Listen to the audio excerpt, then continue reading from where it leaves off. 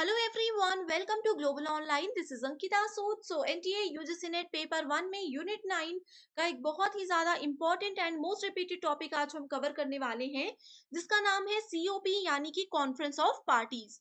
इस टॉपिक में से एक से दो क्वेश्चंस हम हर एक शिफ्ट में जरूर एक्सपेक्ट करते हैं। तो सबसे पहले इस वीडियो में हम देखेंगे कि सीओपी होता क्या है, इसको क्यों बनाया गया एंड इसके क्या बेनिफिट्स होते हैं। देन आएंगे हम एक लिस्ट पे जिसमें कि हम डिस्कस करेंगे कि कॉन्फ्रेंस ऑफ पार्टीज को कौन से ईयर में किस कंट्री ने होस्ट किया था। एंड इस लिस्ट में से एक क्वेश्चन जरूर एग्जाम में आता है। तो डायरेक्टली हम इंट्रोडक्शन पार्ट पे बढ़ते हैं। तो सबसे पहले कॉप क्या होता है? ये एक एपेक्स डिसीजन मेकिंग अथॉरिटी है that is taken under UNFCCC. UNFCCC का मतलब होता है United Nations framework convention on climate change. ठीक है, तो क्लाइमेट चेंज से रिलेटेड जो भी इश्यूज हमारा पूरा वर्ल्ड फेस कर रहा है, उन सब चीजों को कंट्रोल करने के लिए, उन चीजों पर मेजर फोकस सारी कंट्रीज करें, इसी के लिए कॉप को बनाया गया था। एंड इसमें यूएनएफसीसीसी का मेजर रोल है। यूएनएफसीसीसी को 1992 में साइन किया गया था। किस दौरान? जब अर्थ समिट हो रहा था, या फिर आप इसको रियो समिट के नाम से भी जानते हो, रियो कॉन्फ्रेंस के नाम से भी जानते हो। जब 1992 में ये समिट हो रहा था, उसी दौरान यूएनएफसीसीसी को भी साइन कर दिया गया था। राइट, तो सबसे पहले कॉप की मीटिंग कब हुई थी? ये मार्च 1995 में जर्मनी के बर्लिन नाम की सिटी में हुई थी। ओके, एंड हर साल जितनी भी कंट्रीज इस कॉप पे जुड़ी हुई हैं, कॉन्फ्रेंस ऑफ पार्टीज में जितनी भी मेंबर कंट्रीज है, वो सभी हर साल मिलती है। एक मीटिंग होती है जिसमें कि वो फ्यूचर गोल्स को भी डिसाइड करती हैं कि अच्छा, ये कॉन्फ्रेंस, ये हमारे क्लाइमेट में कुछ इश्यूज आ रहे हैं, इनको कैसे कंट्रोल किया जाए। तो वो कुछ एजेंडा वहां पर सेट करते हैं कि इस ईयर तक हमें इस चीज को कंट्रोल करना है। तो इस तरह से वो यहाँ पर काम करते हैं। ओके, सो ये कुछ इंपॉर्टेंट पॉइंट्स है। इसके अलावा the office of COP president normally rotates among the 5 United Nations regional groups which are Africa, Asia, Latin America and Caribbean, central and eastern Europe and western Europe and others. So जो COP conference of parties के president होते हैं, उनके office basically ये 5 United Nation regional groups में rotate होते रहते हैं। ओके, एंड इनका सिलेक्शन कैसे होता है? जिसमें जो भी होम कंट्री होती है, उनके जो एनवायरमेंट मिनिस्टर होते हैं, वो ही यूजुअली इसके प्रेसिडेंट कहलाए जाते हैं। तो ये कुछ इंपॉर्टेंट पॉइंट्स हैं जो कि आप लोगों को याद रखने हैं। इसके अलावा अब मैं आपको बताती हूँ कि पहला कॉन्फ्रेंस ऑफ पार्टीज कब हुआ था, दूसरा कब हुआ था, एंड इंडिया में अभी तक कितने पार्टीज हो चुकी हैं, कितने बार इंडिया इस चीज को होस्ट कर चुका है, ये भी हम डिटेल में भी डिस्कस करेंगे। उस पे जाने से पहले यूजीसी नेट पेपर 1 के स्मार्ट प्रिपरेशन के लिए क्विक रिवीजन पीडीएफ हम लेकर आए हैं, जिसमें आपको 2000 से भी ज्यादा एमसीक्यूज मिलते हैं। इंग्लिश हिंदी दोनों मीडियम के स्टूडेंट्स के लिए यहाँ पर दोनों लैंग्वेजेस में क्वेश्चंस अवेलेबल है। ये अपडेटेड क्वेश्चंस है, करंट अफेयर्स इसमें है, short notes, previous year questions, most repeated questions. Exam में कम समय बाकी है। अगर आपके पेपर 1 की प्रिपरेशन अभी तक नहीं हुई है, तो एक से दो बार आप ये एमसीक्यूज को पढ़ लीजिए। As it is questions exam में आएंगे तो आपको बहुत ही ज्यादा मदद हो जाएगी।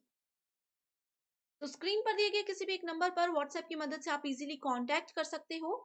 एंड इसके लिए आपको फीस पे करनी है सिर्फ 699, एंड एक ही बार ये फीस आपको पे करनी होगी। ठीक है, तो अब इसके बाद हम एक लिस्ट पे बढ़ते हैं, जहां पर मैं आपको बताऊंगी कि कौन सा कॉप किस ईयर में कौन सी कंट्री ने होस्ट किया था। अभी देखो 2023 है, अभी तक ये हुआ नहीं है, लेकिन 2023 में कॉप 28 होने वाला है। सबसे पहले, जैसे कि मैंने आप लोगों को बताया, कॉप 1 कब हुआ था? ये 1995 में जर्मनी में हुआ था। कॉप 1 1995 में जर्मनी में हुआ था। उसके बाद हुआ था 1997 में। कहां पर हुआ था? इसको कॉप 3 के नाम से जाना जाता है। एंड ये हुआ था, इसको बोला जाता है क्योटो प्रोटोकॉल। ये क्योटो नाम की सिटी में हुआ था। आगे मैं आपको डिटेल में बताऊंगी। एंड ऑलरेडी क्योटो प्रोटोकॉल हम डिस्कस कर चुके हैं। आप लोगों के लिए एक होमवर्क क्वेश्चन ये है, कल के लेक्चर में ही हमने डिस्कस किया था कि क्योटो प्रोटोकॉल का मेजर फोकस किस चीज पर था। बेसिकली ये किस लिए बनाया गया था, ये आप मुझे कमेंट करके जरूर बता दीजिए। ठीक है, उसके बाद फिर आ जाता है हमारे पास कॉप 8।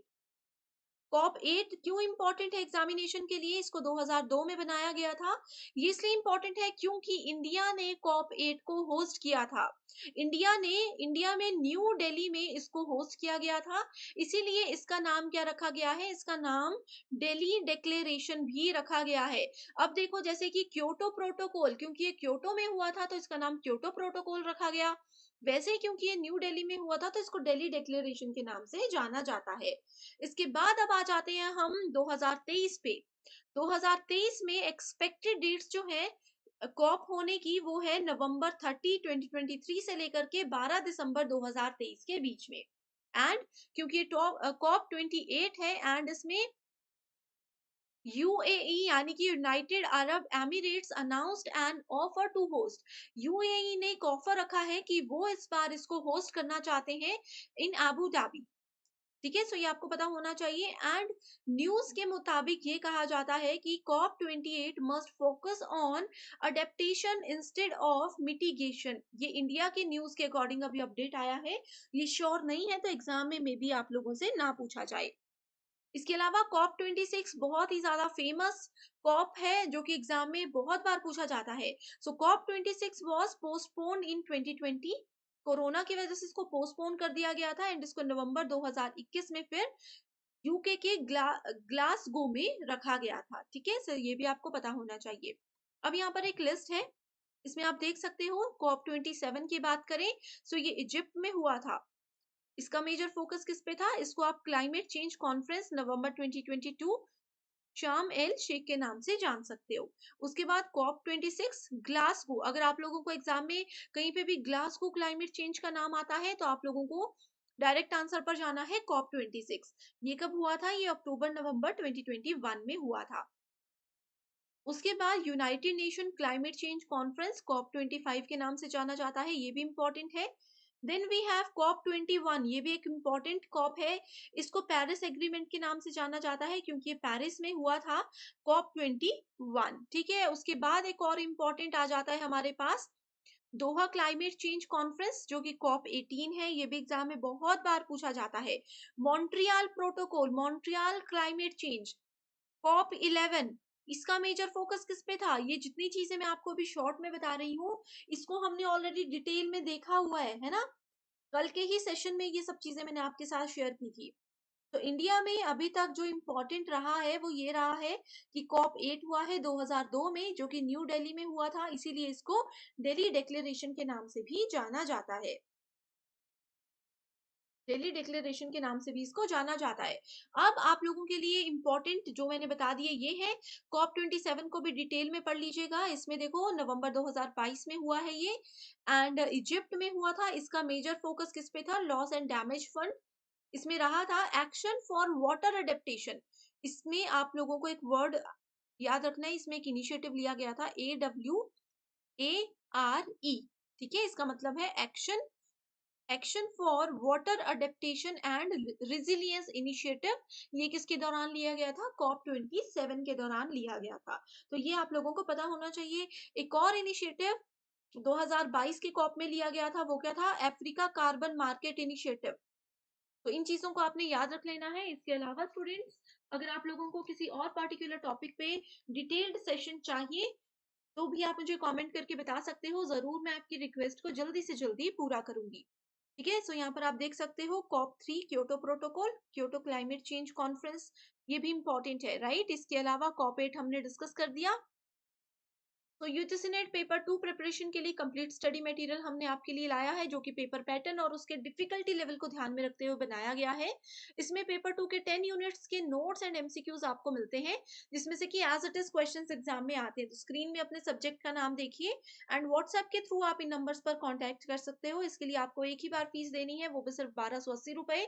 कुछ समय के लिए फ्लैट 20% में आपको ऑफ दे रही हूँ, तो आज ही आप इसको ज्वाइन करके कम समय में इसका बेनिफिट उठा सकते हो। So thank you so much students. एक ये होमवर्क क्वेश्चन मैं आपके लिए लेकर आई हूँ, जल्दी से इसको पढ़िए एंड आंसर मुझे कमेंट करके बता दीजिए।